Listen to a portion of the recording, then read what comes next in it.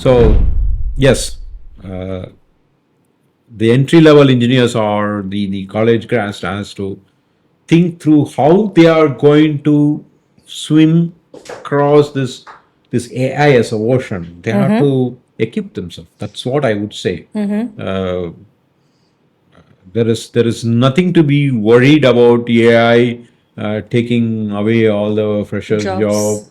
Uh, there will be a change in the way people are going to work. Okay. That's going to happen, and we as a human being has to essentially adapt to the change and be ready for it. Okay. Like it's watching like a new movie environment or a experience, like say when this from a tent to a individual theater to a multiplex, when the progression happened, we adapted ourselves to that kind of viewing experience, that Correct. kind of that's similar Correct. thing that we need to adapt, but in a different, little bit of different scale and Yeah. different mindset. That's what it is. So it's all, again, I would say, I don't know whether you use the word inner engineering, mental engineering. We have to condition ourselves.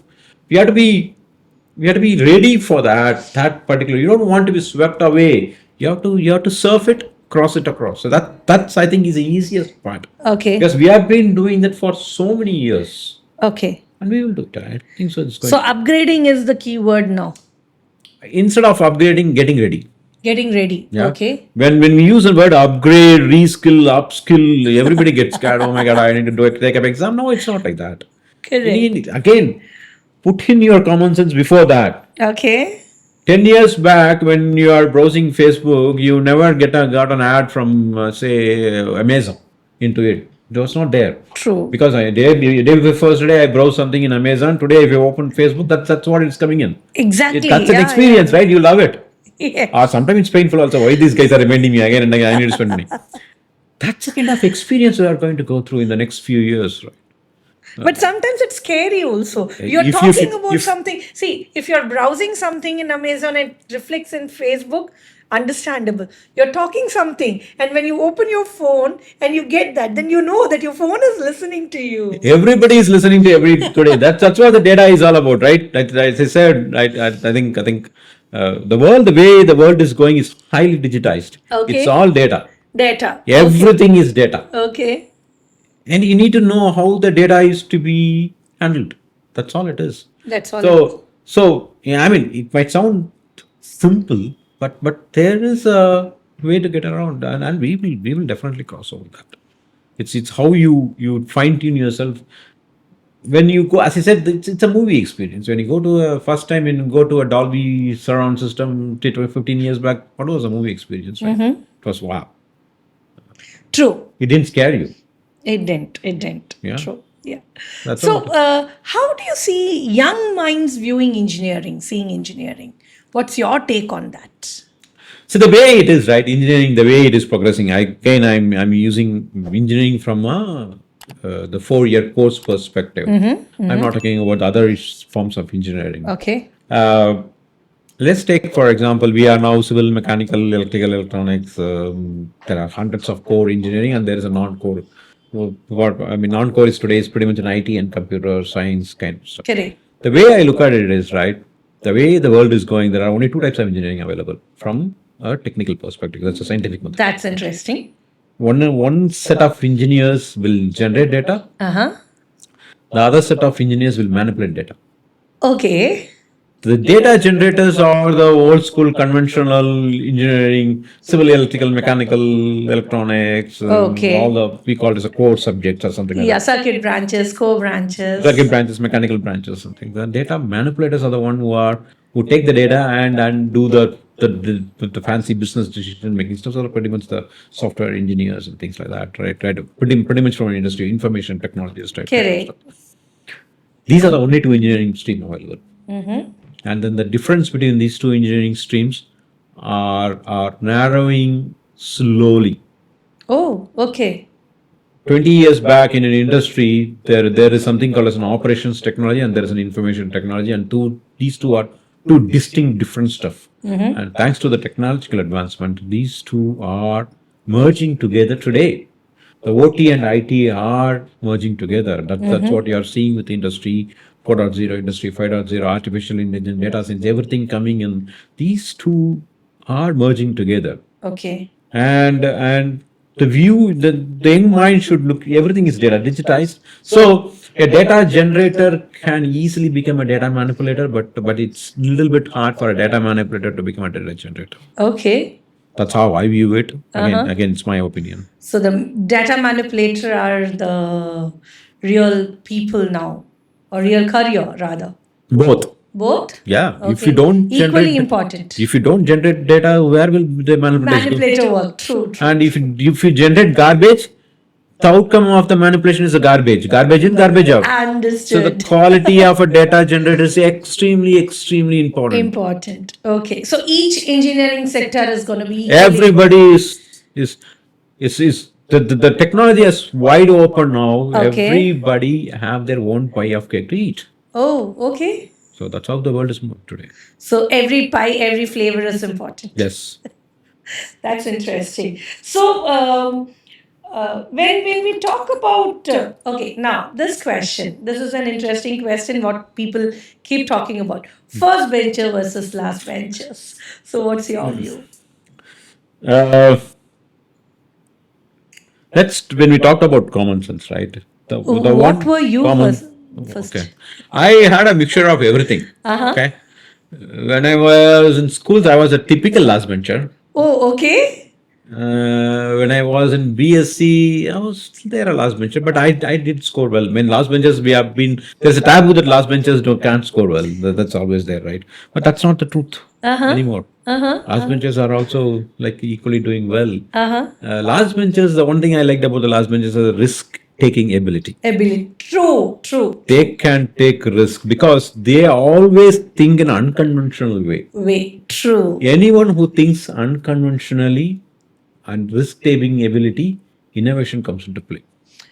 Correct. Agreed. Come what may, I'll do that. I don't care about anything. I'll do that and see. And then if it fails, it fails because they are those guys. The last bench is typically thick-skinned, right? Correct, If correct, it fails, it correct. fails. I don't care. Correct. So that's how it's been conditioned. You can see the way the job profile also, like the first benches and last benches. Typically, the first benches, right, they are confined to do the work like that. The sales and marketing, where you have to be more social, more vocal, or typically last benches. Correct. So the job Agreed. profile is Yes. also like you can see these are the personality traits, right? Introverts and extroverts, right? If you line them up from a scale of the introvert to an extrovert, all the extroverts will be typical last benches. Introverts will be the first benches. Agreed. Yeah. And that reflects in your job. Completely. True. So that's how it is. So you mean to say that nowadays there is no line typically saying first benchers perform well. No. Gone by the days. Gone by these days. All the boundaries are broken because of technology progression, and people have started more using common sense. True. So you keep emphasizing on common sense more. yes. Okay. So that takes me to the next one. So knowledge versus marks. What do you think? Marks is just for papers. Just for papers? Maybe the first launch pad, it might help for some initial screening. Okay. Over a long run of after 28 years or 29 years of work, I don't know, nobody cares any damn time. Right? So it's more about acquiring knowledge. But one thing about securing good in academics and scoring marks is it boosts your self-confidence enormously. Really? Yeah, it gives your, yes, I am doing well for the effort that I am putting in, I am doing well. And it's an outcome. It just gives that boost for you. So you need to be good enough to do that. That's all. You need not be a superstar for that. You need to be good enough. Good enough is the right thing. Like our food, equally balanced. Balance it to everything. Okay. So if you have to quickly give 3 tips to the young engineers. Okay. Regarding what? Being a good engineer in the corporate world. Good engineer in corporate world. Interesting. Again, I'll come to that when use your common sense first. First, think. Common sense. First, common sense. Think it as if it's you are solving problems. Okay. The problems magnitude might vary, small to big or anything, but to think from a common sense perspective, how do I solve? Okay, that's the first thing I would like to say. Okay. And the second thing I would say is, right, uh, look at from real world, real practical example of learning anything new. And we you need to do what I recently saw is the biohacks, right? Okay. You need to be uh, uh, doing few things which will propel your passion towards a particular subject. And another thing that I would like to say is understand you. If you know what you are, if you know your strengths and you know your weakness, it's extremely difficult. Okay. SWOT analysis, everybody can talk about it, but True. performing a SWOT is it's not. I think this culture of performing SWOT analysis has to be brought in from the year one of their undergrad course. True. So that by the time they are coming out of the fourth year, they know exactly what they are. They know exactly what their strengths. If you start working in your area of strength, there's no stress. Correct. You will just love it. And you need to only manage the weakness. But the problem is today is we are putting in enough amount of our effort to convert the weakness to strength. It will never happen in this world. Correct. Instead of it, put in enough effort to improve your strengths, you'll fly high. But if you need to only manage weakness. Weakness. True. Plenty of examples, like say you take movies, right? Let's take Rajnikant, right?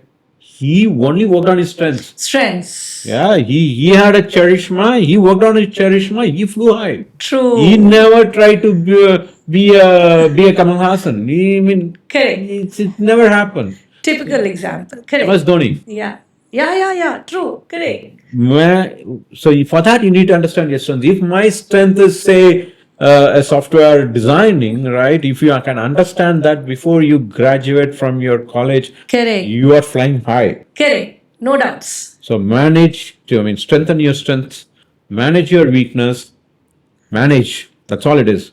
Ravindra Jadeja, when he came into the cricketing career, he couldn't do an interview with Harsha Bhogle. Correct.